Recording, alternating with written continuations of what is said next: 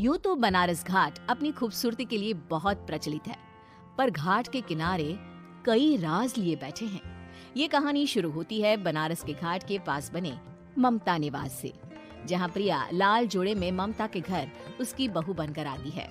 आओ आओ बहू, घर को अपने पैरों से पवित्र करो।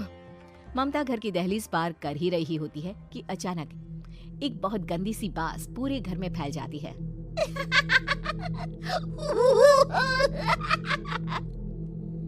ये बदबू और ये आवाजें, ये कौन हंस रहा है माँ? अब ये पड़ोसी ना हमारे थोड़े अलग से है। कहाँ हम शाकाहारी और ये मांस मच्छी खाने वाले। छोड़, तू ध्यान मत दे और गृह प्रवेश कर। और हाँ बहू, अपनी सास की एक बात हमेशा याद रखना, इन पड़ोसियों से तो कभी बात नहीं करेगी। अच्छे लोग नहीं है ये।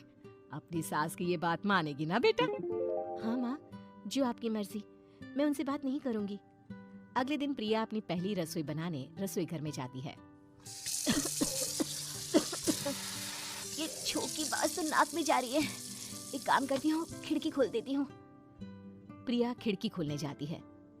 इतने जाले, लगता है इस खिड़की को कभी खोला ही नहीं गया। पर ऐसा क्यों? ओह, नॉन वेज की स्मेल आती होगी ना। 2 मिनट के लिए खोल लेती हूँ, फिर बंद कर दूंगी। प्रिया खिड़की खोलती है। खिड़की खोलते ही उसकी नजर सामने वाले घर की खिड़की पर पड़ती है, जहाँ एक लड़की खड़ी होती है। हाथों में मेहंदी, लाल रंग की साड़ी, बिल्कुल सजी धजी, मानो प्रिया की तरह ही वो भी नई नवेली बहू हो। वो प्रिया को देखकर मुस्कुराती है। हे भगवान, माँ ने तो इनसे बात करने को मना किया था। प्रिया फौरन ही खिड़की बंद कर देती है और तवे पर चढ़े रोटी की ओर देखने लगती है, पर वहाँ रोटी न होकर मछली पड़ी होती है। ये क्या? पहली ही रसोई में इतनी बड़ी गलती। हे भगवान, अब मैं क्या करूं? प्रिया बहुत डर जाती है और फौरन रसोई की सफाई करने और फिर सभी के लिए खाना बनाने लग जाती है। जब वो सबको खाना परोसती है, सब तो ठीक है, मैं बेकार में चिंता कर रही थी। हे भगवान, ऐसे ही बस अपनी कृपा बनाए रखना। रात के वक्त जब सब सो रहे होते हैं, तब प्रिया को पायल की आवाज सुनाई देती है, जिससे उसकी आंख खुल जाती है। ये पायल की आवाज कहाँ से आ रही है? प्रिया उठकर उस आवाज के पीछे छत की सीढ़ियों तक जाती है। तभी उसे बच्चे के रोने की आवाज आती है। प्रिया छत पर जाती है तो क्या देखती है?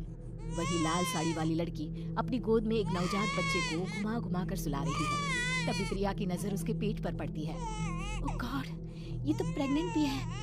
सुनिए, बच्चा सो नहीं रहा है क्या? मैं कुछ मदद करूं? नहीं नहीं, आपके घर वालों को अच्छा नहीं लगेगा, मैं संभाल लूंगी। स्नेहा की गोद से बच्चा हाथ मारकर प्रिया की गोद में आने को छटपटाने लगता है। दोनों घर अगल बगल में बने होने के कारण प्रिया उस बच्चे को गोद में ले लेती है। प्रिया के पास आते ही वो सो जाता है। बच्चे का वो स्पर्श रात भर प्रिया भूल नहीं पाती और अगली सुबह वो छत पर कपड़े सुखा रही होती है। तभी उसे एक औरत इशारा करके बुलाती है। स्नेहा कह रही थी बाबू तुम्हारी गोद में आते ही सो गया। मैं गौरी, स्नेहा की माँ हूँ। बहू, घर आना, बाबू को खिला भी लेना। शाम को जब घर पर कोई नहीं रहता, बच्चे से मिलने के लिए प्रिया छिपकर अपनी पड़ोसन के घर चली जाती है और कुछ देर बच्चे को खिलाकर वापस लौट आती है। इसके कुछ दिन बाद ही प्रिया को पता चलता है कि वो माँ बनने वाली है। ममता की खुशी का ठिकाना नहीं रहता। माँ जी, पता नहीं क्यों उल्टी आ रही है। प्रिया भागती हुई वॉशरूम में जाती है तो हरे और लाल रंग की उल्टी करती है। उस उल्टी में से कीड़े निकलते हैं। ये क्या?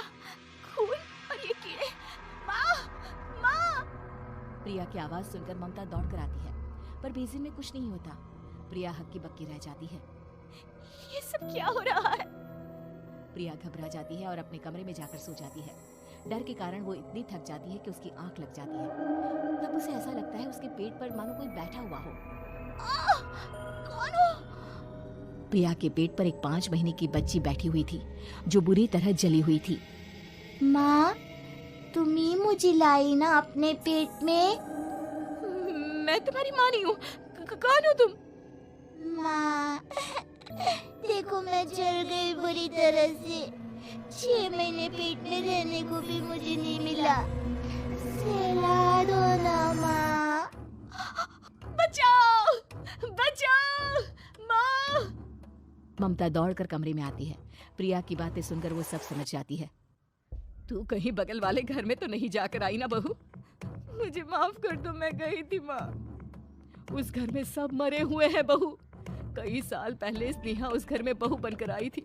कुछ ही दिन में वो एक बच्चे को जन्म देने वाली थी। पूरा घर बच्चे के आने की खुशी में खोया था कि एक दिन अचानक उस घर में आग लग गई। सब बुरी तरह जलकर मर गए। गौरी आज भी दादी बनने का इंतजार कर रही है और इसीलिए स्नेहा ने अपना अजन्मा बच्चा तुम्हारी कोख में डाल दिया। ममता ये कह रही होती है कि पीछे से उसके पैरों को एक बच्चा पकड़ लेता है। दादी, दादी। माँ, स्नेहा की गोद में यही बच्चा था। ये बच्चा कौन है फिर? तेरी मौत है। तेरी भी दादी। जिस चीज का ममता को डर था वही हो गया। ममता निवास के ऊपर मौत ने चादर बिछा दी थी। प्रिया का पेट ऐसे बढ़ जाता है मानो 9 महीने का हो। 2 हाथ उसके पेट से बाहर निकलते हैं। बहू, संतोष को फोन कर, किसी पंडित जी को बुला बहू। प्रिया का पति भागता हुआ घर आता है। ये तो होना ही था माँ। तेरा पाप तेरे सामने आ गया तो तू सह नहीं पा रही है। स्नेहा घर में आग लगी नहीं थी, माँ ने लगाई थी प्रॉपर्टी की लालच में। और वो बच्चा मेरी पहली पत्नी का बच्चा है, मेरा बेटा, जो कि उस आग की चपेट का शिकार हो गया था। मैंने तुमसे ये सब माँ के कहने पर छुपाया था। मुझे माफ कर दो प्रिया। तुम अगर चाहो तो यहाँ से जा सकती हो।